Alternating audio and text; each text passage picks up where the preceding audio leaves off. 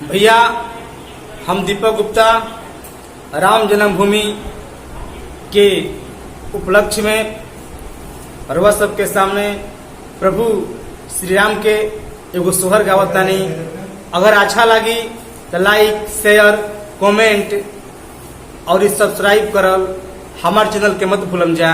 आ बेल आइकन जरूर दबाएम जा ताकि हमारा नया नया वीडियो रउआ सबके पहले पहुंच जाई।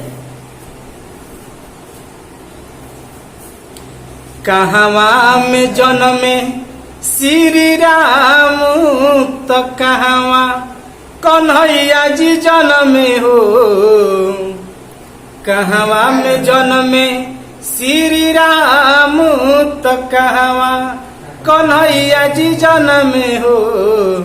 ए लालना आहो लालना कहवा में जन्मे हनुमान की तीनों घरवा सोहर होला हो।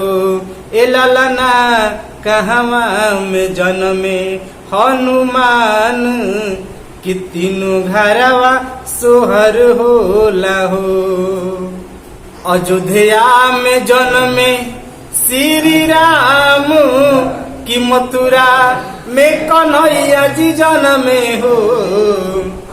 अयोध्या में जन्मे श्री राम की मथुरा में कन्हैया जी जन्मे हो।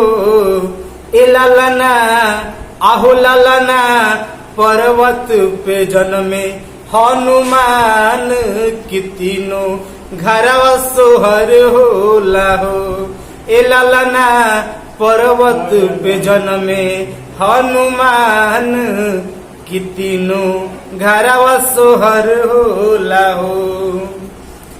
के कराही जन्मे श्री राम तो के करा कन्हैया जी जन्मे हो। के कराही जन्मे श्री राम तो के करा कन्हैया जी जन्मे हो। ए लालना के कराही जन्मे हनुमान की तीनों घरवा सोहर होला हो। ए लालना के कराही जन्मे हनुमान की तीनों घरवा सोहर होला हो।